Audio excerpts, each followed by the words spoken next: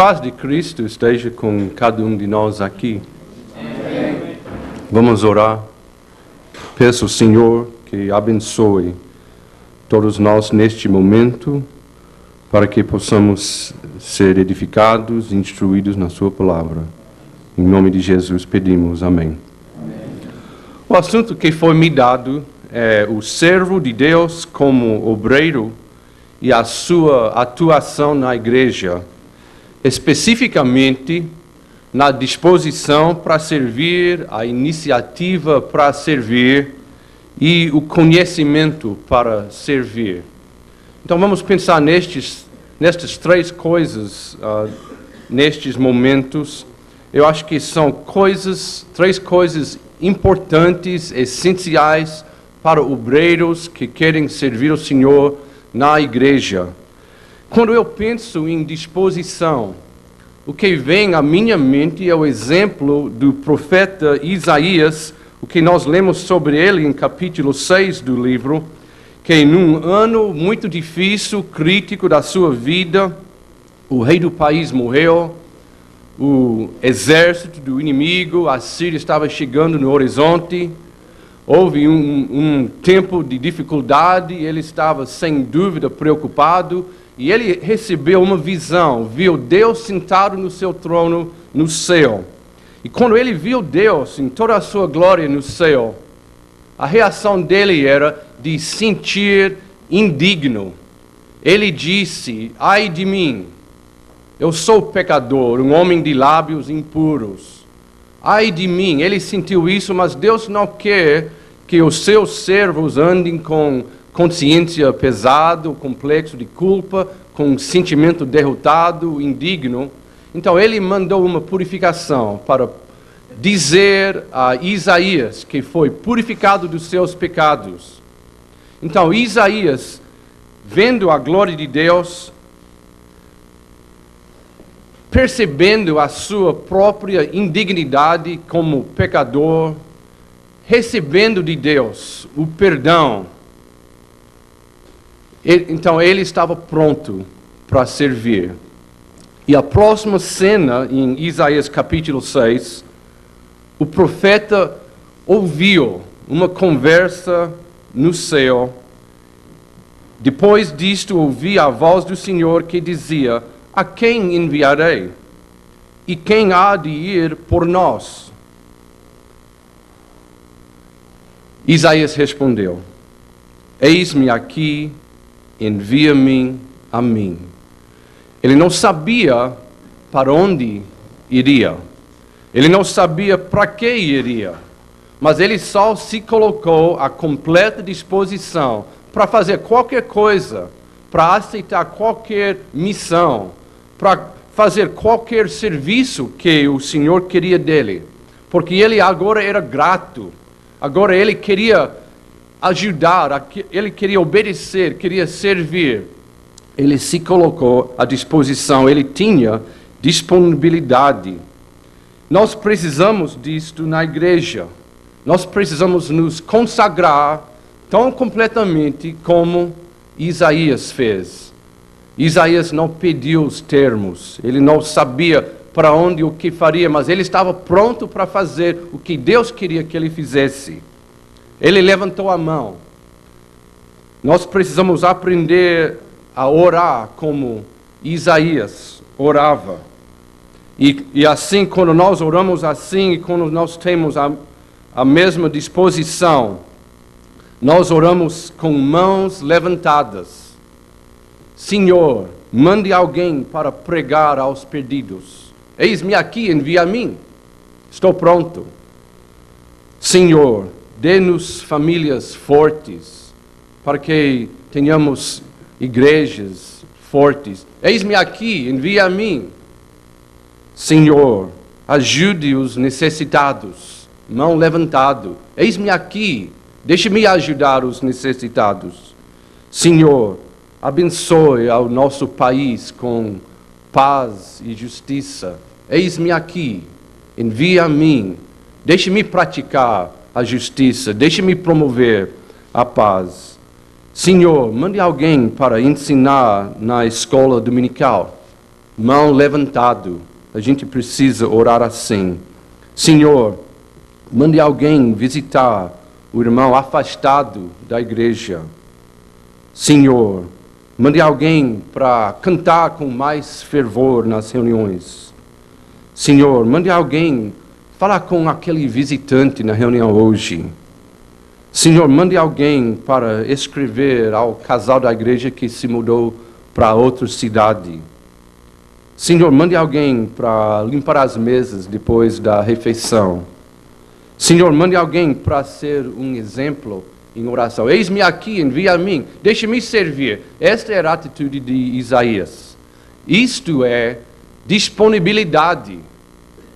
Uma característica essencial para cada um de nós que queremos servir. Disponíveis, prontos, sem necessariamente saber ainda qual seja o serviço. Se é o Senhor que pediu, eis-me aqui, envia a mim. Precisamos de disponibilidade na igreja. Um exemplo disto, no Novo Testamento, é o caso de Filipe no livro de Atos, capítulo 8. Eu acho tão bonito o exemplo dele, que ele estava pregando o evangelho em Samaria. Em versículo 26 diz que um anjo do Senhor falou a Filipe, dizendo, dispõe-te e vai para a banda do sul no caminho que desce de Jerusalém a Gaza. E sabe o que Filipe fez? Ele se levantou e foi. Foi tão simples. Deus, através do anjo, disse, levante-se. Filipe se levantou. O Espírito chegou a ele e disse, em versículo 29, aproxima-te desse carro e acompanhe-o. E o próximo versículo, sabe o que Filipe fez? Foi correndo. Deus diz, levante-se. Ele se levantou. Deus diz, vá. Ele vai correndo. Ele era disponível, pronto para receber as ordens, qualquer que sejam. Ele não pediu condições, não fez perguntas, não fez desculpas. Deus mandou, ele fez. Acabou. Simples. Preto e branco. Irmãos, nós temos que ser assim. Quando Deus mandar, é para fazer. Nós nos colocamos à disposição de Deus. Nós dizemos a Deus, eis-me aqui, envia a mim. E depois Deus vai dizendo, vá, vem, se levante, corra. Nós vemos aqui também como disponibilidade e iniciativas andam de mãos dadas. No exemplo de Filipe, Deus disse através do anjo, do Espírito, levante-se, vá. Ele se levantou e foi. Se aproxime, ele foi correndo, se aproximou. Mas quando ele chegou lá, não recebeu mais instruções. Agora precisava de quê? Tomar iniciativa. O homem estava lendo as Escrituras. Filipe chegou onde ele estava, começou a conversa, subiu no carro, pregou o Evangelho a Jesus Cristo. Então ele recebeu as ordens, chegou ao lugar certo e agora é como se estivesse, a bola está nas suas mãos. Você vá, você faça, tome iniciativa, faça o que precisa fazer. Deus nem sempre dá uma lista de instruções detalhadas. Ele nos coloca no lugar certo. Ele nos deu as ordens, às vezes bem gerais, e agora nós estamos para tomar iniciativa. Pulando um pouco para o terceiro, a terceira coisa aqui, o conhecimento da palavra. Eu creio que Filipe não levou com ele uma Bíblia. Eu não creio que ele levou um projetor e os slides eterno propósito. Mas quando ele subiu no carro com o eunuco, e o eunuco estava lendo, Filipe tinha conhecimento da palavra que era necessário para poder começar onde ele estava, um estranho. Ele não levou com ele um esboço de uma aula já preparada, mas ele tinha conhecimento da palavra e podia pregar o Evangelho, começando ao ponto. do conhecimento daquele homem. Então, 3 coisas: disposição para servir, iniciativa para servir e também o conhecimento da palavra. Mas disposição e iniciativa sempre andam de mãos dadas, são juntos necessariamente. Nem sempre Deus está dizendo tudo para fazer, cada palavra para falar, cada passo para tomar. E nós temos que tomar iniciativa. Em Atos capítulo 13, nós temos um exemplo disto. No início do capítulo, o Espírito disse à igreja em Antioquia: separe para mim Saulo e Barnabé para a obra a que os tenho chamado. Então, jejuando, orando, impondo sobre eles as mãos, os despediram. Então, o Espírito disse: quero estes 2, vou mandar numa viagem. Sabe que Saulo e Barnabé não fizeram? Eles não perguntaram quais as condições, por quanto tempo a gente vai estar fora, qual a distância, mas como vamos viajar? Tem um contrato para assinar? Nada disto. Nenhum termo para acertar. Sabe por quê? Porque eles eram 2 servos do Senhor, obreiros de Deus, que se colocaram já faz tempo à completa disposição ao Senhor. Então agora é só esperar o Senhor mandar. Não precisa acertar as contas. Não precisa definir os termos. Eles tinham disposição. Deus mandou é para fazer. E eles foram. E viajaram. E sem dúvida, não sabiam todos os sofrimentos. Não sabiam de todas as tribulações que iam enfrentar naquela viagem. Mas estavam dispostos. Deus mandou, eles se levantaram e foram. Irmãos, temos que ser assim, para servir, para atuar como servos e obreiros na igreja. Mas também eles tomaram iniciativa. Em capítulo 15, nós lemos, isso foi depois daquela viagem, versículo 36, alguns dias depois, disse Paulo a Barnabé: voltemos agora para visitar os irmãos por todas as cidades nas quais anunciamos a palavra do Senhor, para ver como passam. Parece agora que a ideia veio deles. Eles estavam envolvidos no trabalho, fizeram conhecimento dos irmãos, pregaram a palavra. E agora eles se importando com a igreja, com os novos cristãos, tomaram iniciativa para voltar e ver como estão indo, para reforçar o ensinamento. Então, é como se Deus estivesse dando a obra aos seus servos, encarregando os seus servos com a sua obra, com seus planos, com sua igreja, com este mundo. E agora os seus servos assumem uma responsabilidade. Agora estão pensando, agora estão com os olhos abertos, ouvidos prontos para ouvir e perceber as necessidades, e ao perceberem, tomar iniciativa para suprir as necessidades. Então, disposição e também iniciativa para servir, andam de mãos dadas. A gente nem sempre espera para alguém dar as ordens.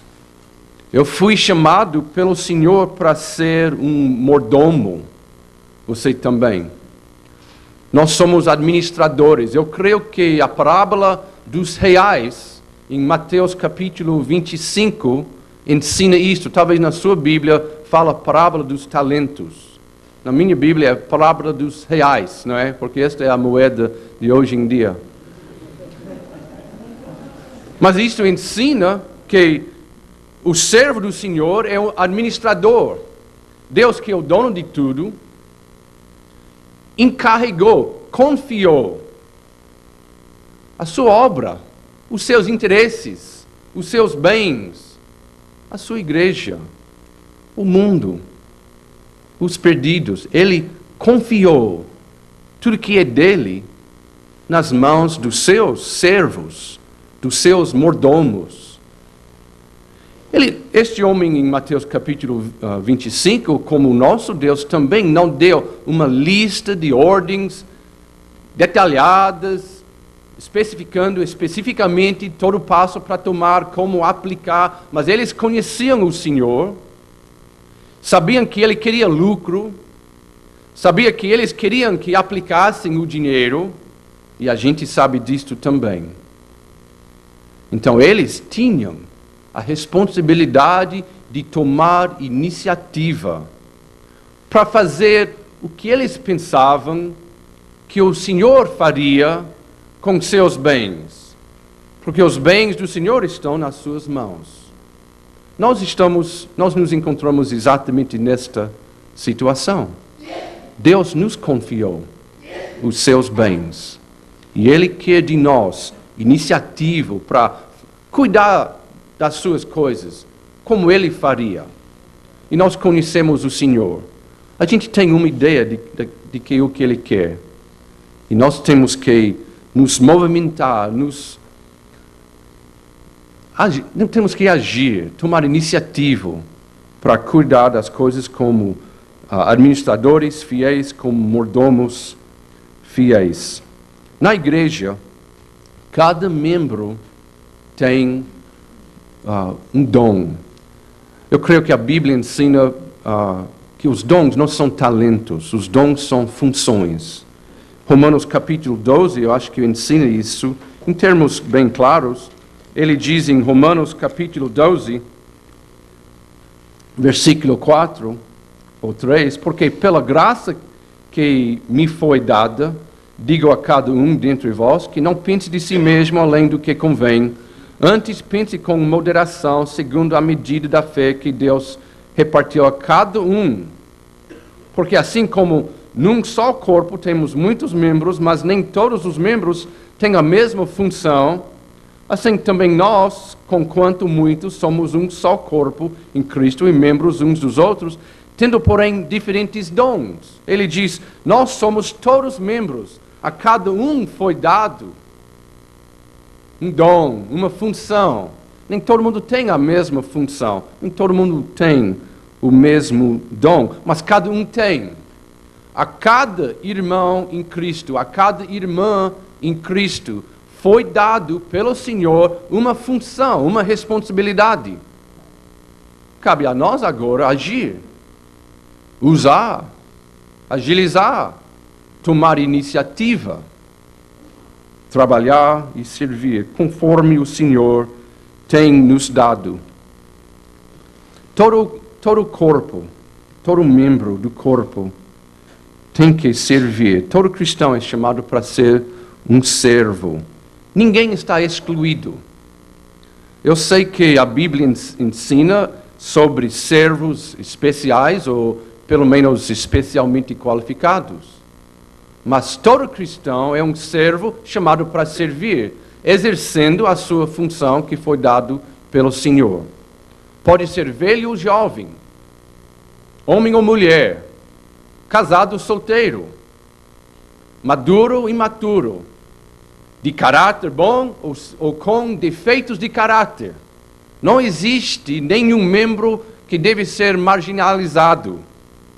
Todo cristão precisa estar envolvido. Mas para fazer isto, nós temos que nos colocar à disposição ao Senhor.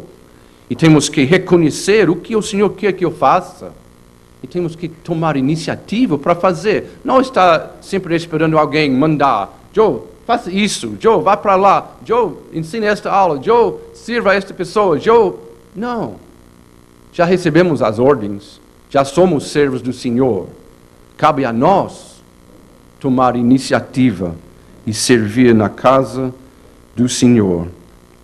Nós não queremos chegar ao ponto, como algumas religiões, ou o sistema sacerdotal, que uma pessoa, uma figura, é quem é responsável para tudo. A igreja do Senhor é um corpo de Cristo, onde todos os membros têm uma responsabilidade individual e pessoal dada pelo Senhor e cabe a nós assumir, tomar iniciativa. A terceira característica essencial é o conhecimento da palavra. Infelizmente, parece a mim que hoje em dia o conhecimento da palavra está tomando o segundo lugar. Às vezes, tomando o segundo lugar para a psicologia ou a sabedoria humana. Algumas pessoas raciocinam assim. Eles até falam assim, incrível que parece. A Bíblia é muito bonita, tem uma boa mensagem e ajuda pessoas que não têm sérios problemas. Mas se alguém tem realmente dificuldades ou problemas sérios na vida, eles precisam de ajuda profissional, ajuda psicológica, que a palavra não tem as respostas que nós precisamos para a vida. Não responde às perguntas difíceis da vida. Precisamos de outra coisa. Eu não concordo em nada com isto. Até às vezes alguns chamados conselheiros cristãos acham que a resposta não está aqui. Se não me engano, a própria palavra psicologia significa o estudo da alma. Mas pense em Salmo 19, versículo 7.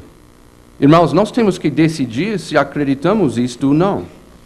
Se estas são apenas palavras bonitas, mas sem substância, ou esta é a absoluta verdade. Porque a Bíblia diz, a lei do Senhor é perfeita e restaura a alma. O que é que restaura a alma? O que faz uma alma ser saudável?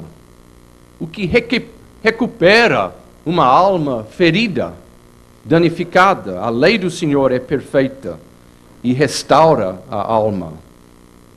O testemunho do Senhor é fiel e dá sabedoria aos simples.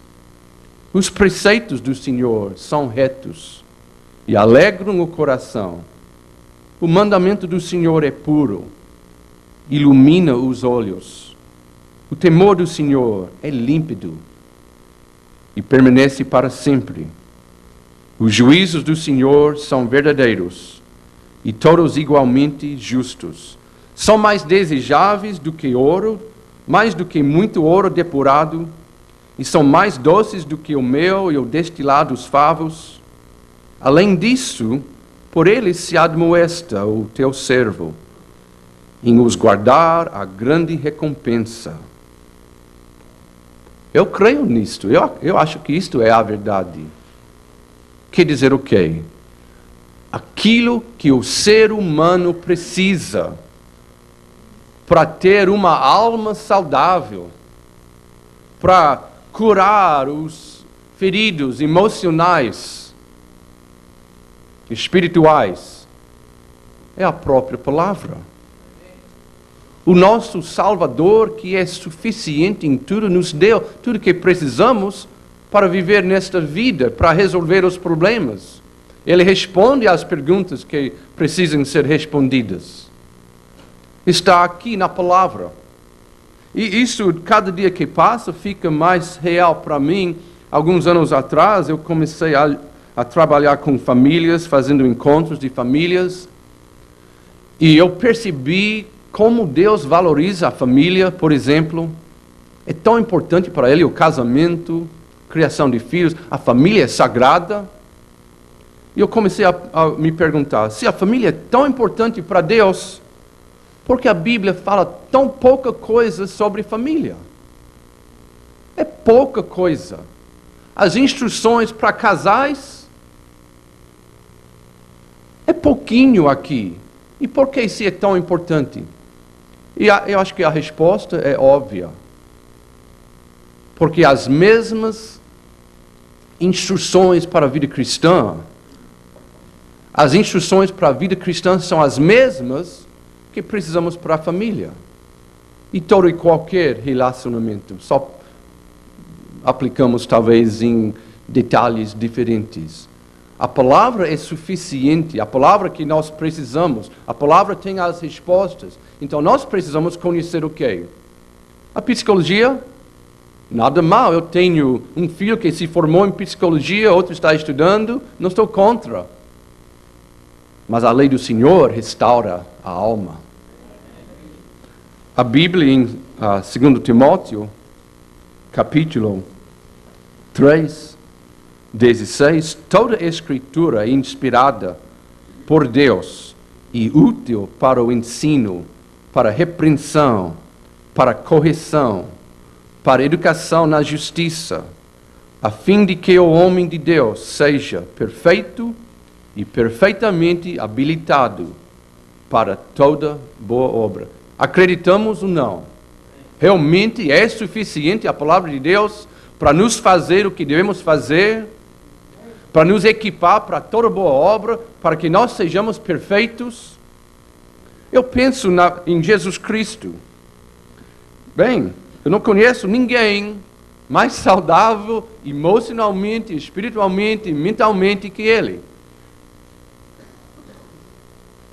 Eu acho que Jesus, Ele tinha tudo. Eu acho que quem sofreu mais que Ele? Quem passou por mais tribulações que podiam causar traumas na sua vida, mas saiu como Ele saiu, intacto, inteiro, perfeito, saudável, cabeça no lugar. Quem é mais saudável emocionalmente e espiritualmente que Jesus? Eu diria ninguém. E o que é que a Bíblia nos ensina? Qual o alvo da vida cristã? Se não é nos ensinar, nos levar a ser como Jesus. E se eu sou como Jesus, ou melhor, o mais que eu me aproximo a Cristo na minha vida, no meu caráter, na minha personalidade, nos meus valores, naquilo que eu creio, o mais que eu chego perto a Ele em tudo, será que o resultado não vai ser o mesmo? Irmãos, precisamos de ter conhecimento da palavra em primeiro lugar. Não sei se alguém aqui já cansou de estudar a palavra. Eu me tornei cristão com 12 anos, mas antes disto já fui criado num lar cristão. Então, eu não sei a que idade eu comecei a ouvir a palavra, mas desde cedo, eu acho que com 8, 9, 10 anos eu já estava lendo e as professoras da escola dominical nos desafiando a ler a Bíblia toda. Eu já li tanto a Bíblia, às vezes eu abro e há alguma coisa que eu já sei. Mas isso também é engano, porque nunca vamos esgotar a sabedoria divina que está aqui nesta palavra. Que a palavra nunca se torne velha, antiquada, cansativa para nós. Irmãos, precisamos nos colocar à completa disposição a Deus. E fazendo isso, reconhecendo como Deus opera, temos que tomar iniciativa. Nós somos servos do Senhor, mordomos dos seus bens.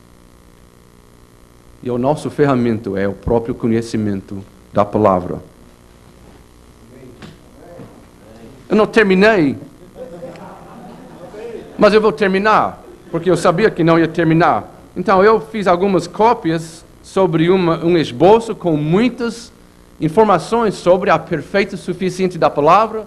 Eu vou deixar aqui, depois da reunião, quem quiser pode pegar uma cópia. Obrigado, irmãos.